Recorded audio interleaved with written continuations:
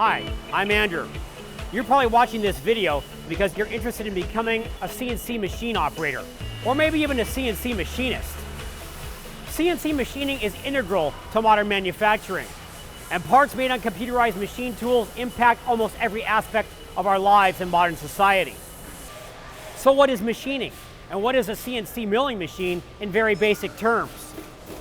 This is a huge and complex topic, and we'll just barely be scratching the surface here. That being said, we'd like to begin answering these questions by starting with an example. Say I wanted to take this raw block of aluminum here and turn it into this. I want to put these 8 drilled and tapped holes here along the edge. And I want to punch this larger hole through the center of the block.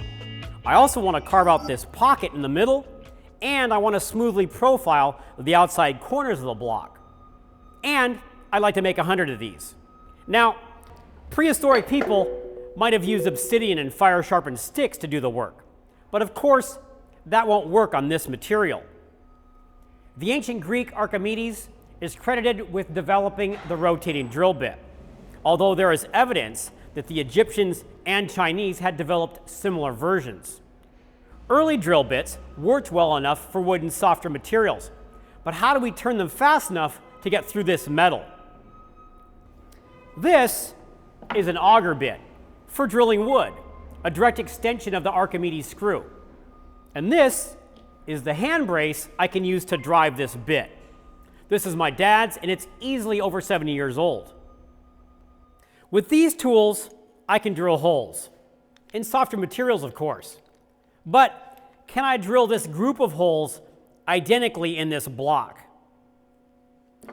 Even here on this wood block, I have to turn this drill at the right speed, I have to hold it straight up and down, and I have to apply the right pressure.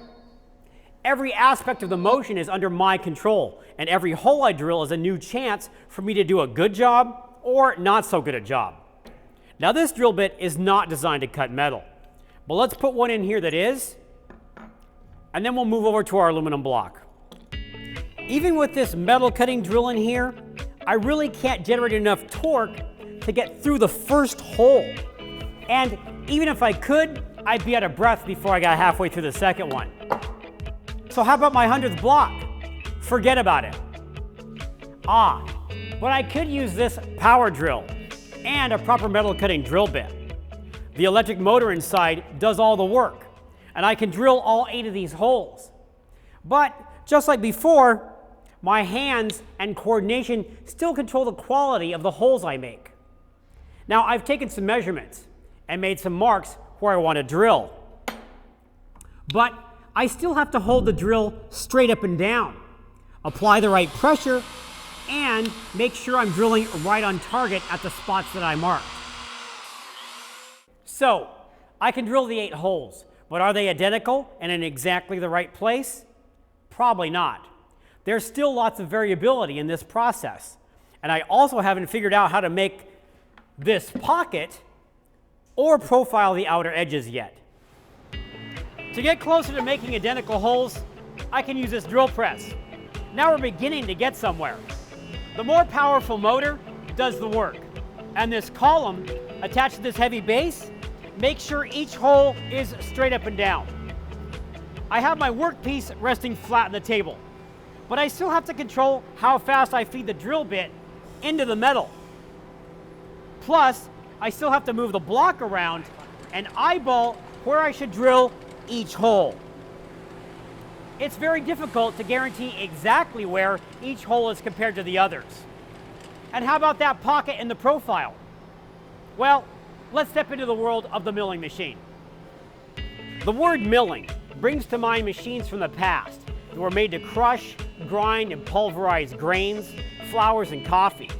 And most everyone is familiar with the concept of the saw or lumber mill, where tree logs are turned into accurately sized lumber through a series of saws and planing machines. This connection makes sense since milling metal relies on cutting away a steady stream of small metal chips to remove material and achieve a finished form. Here we have a manual milling machine, or what's commonly called a Bridgeport. named after the predominant manufacturer of this style of machine. Bridgeport got their start in the late 1930s. The layout is similar to the drill press we just looked at. Heavy base and column, a table to hold the workpiece, a more robust spindle, and cutting tool that turn by way of a larger electric motor.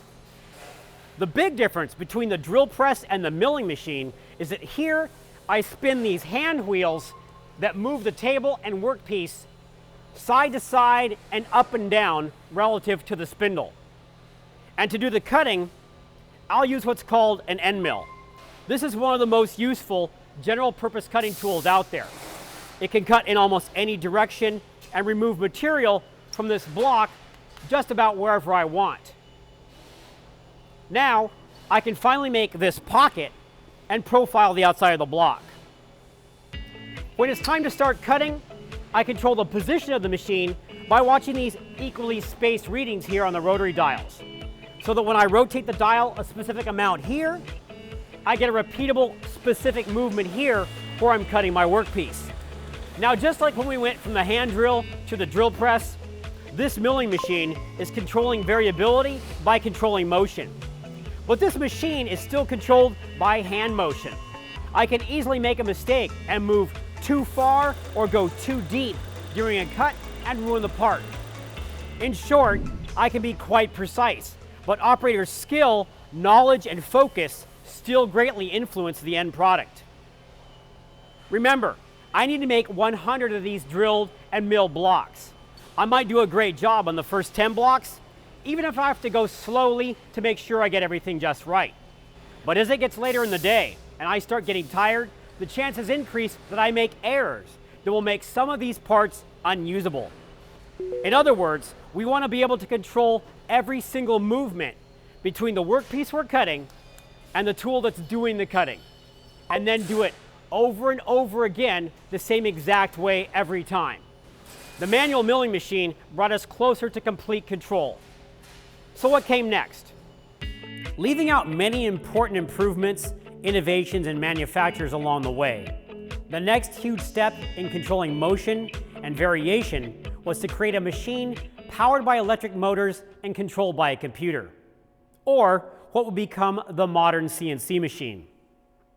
CNC stands for Computer Numerical Control, which essentially means a computer is running a program that is telling the machine where and when to move.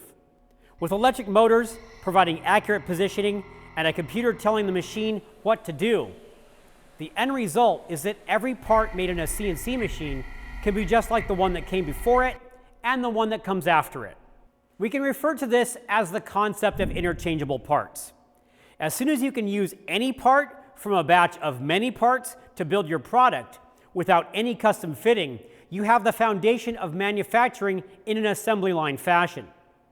This is a key reason that manufacturers in the automotive, appliance, and similar industries can run assembly lines building thousands of units a month or even every day.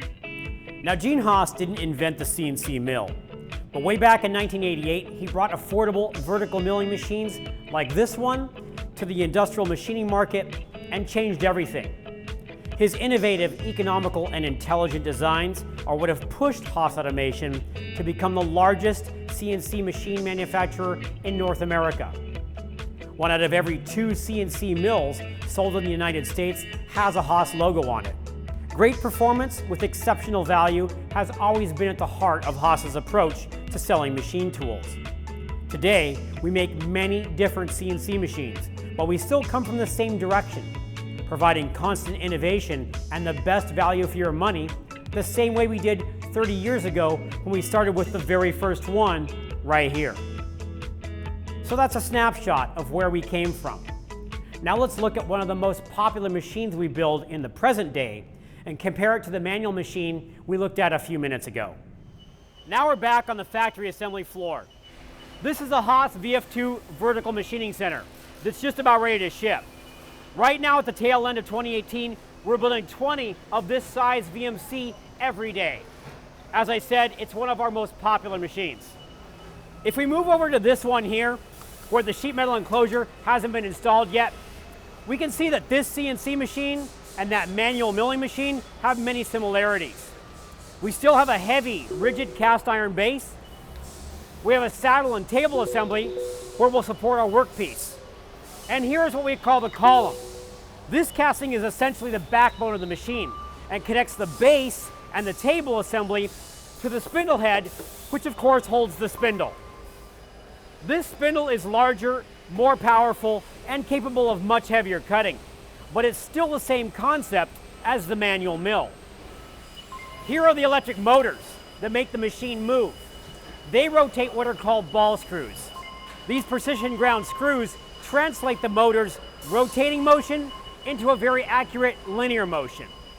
The computer that controls everything is located inside what we call the control cabinet at the back of the machine. Finally, we interact with that computer from this machine pendant using an intuitive interface that allows us to control every movement and function of the machine. Let's stop for a minute and review the progression from basic hand drilling to this fully automatic CNC machine. Starting with the hand brace, all the power and positioning is controlled by hand, making the work difficult and limiting us to just drilling soft materials. Moving to the drill motor, things get easier work-wise, but the motion is still manually controlled. The drill press adds a bigger motor and controls more of the motion by keeping the drill perpendicular to the work and adding stability. Now drilling metal is easier, but drilling is still all we can really accomplish. Next, we make a big jump in control and accuracy. The manual milling machine. More rigid and powerful and more accurate thanks to the precision movements that are possible. Add the development of the milling cutter and now a whole new world of features can be cut into metal parts. But this was still a manually controlled machine, and questions of accuracy, repeatability, and speed still left a lot of room for improvement. All of these incremental developments brought us to the CNC mill. Precise ball screws, accurate encoders on powerful motors, moving rigid and stable machine components, all controlled by a computer and a program executing repeatable, controlled motion, so running the 1,000th part is just like running the first part. Okay, let's move back to the fully enclosed machine. We enclose the machines, of course, to protect the operator from the chips and coolant that are continually flying off the part and the cutting tool during machining. Plus, it keeps your shop clean even though there's a whirlwind of action going on inside the machine. CNC machines work faster, are more accurate, and most of all, the parts they make tomorrow are going to be the same as the parts that they made today and the day before that.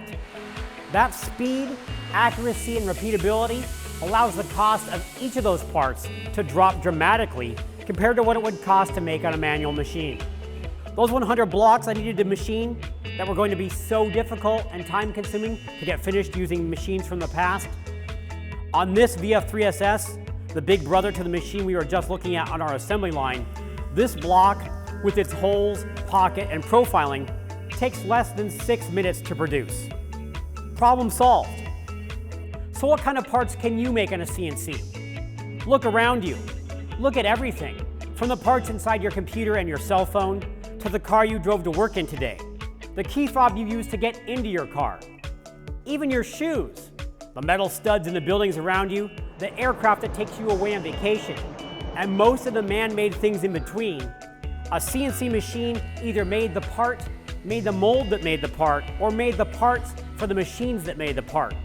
That's what CNC machining is. It lies at the very heart of our modern technological life.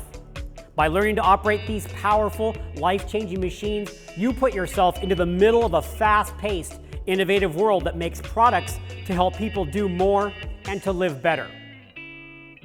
Thanks for watching, and we'll see you in our next episode.